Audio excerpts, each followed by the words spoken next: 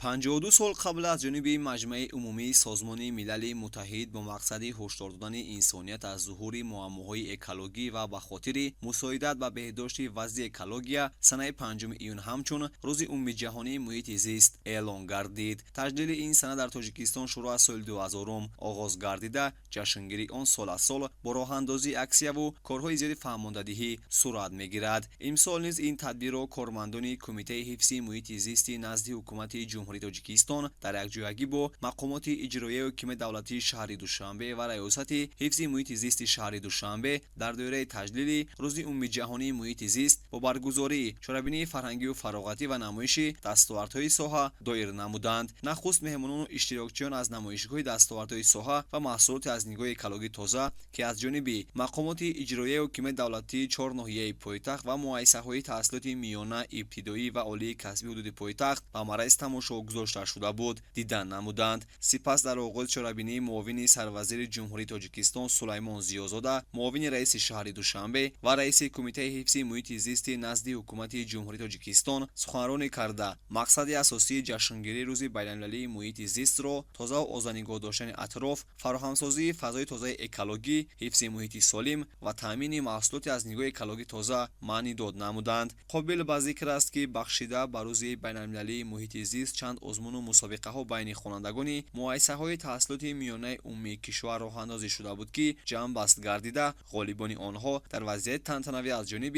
رهبریت مقامات اجرایی حکومت دولتی شهر دوشنبه و کمیته حفظ محیط زیست نزد حکومت جمهوری تاجیکستان با دیپلم مکافات‌های پولی هوسمند گردانیده شدند. در ادامه چاره‌بینی مذکور برنامه فرهنگی فراغتی از جانب ریاست فرهنگی مقامات اجرایی حکومت دولتی شهر دوشنبه با سرود ترانه‌های ترانه‌گری، میهن پرستی و وطن دوستی پیشنهادی مهمانان و اشتراکچیان گردانیده شد.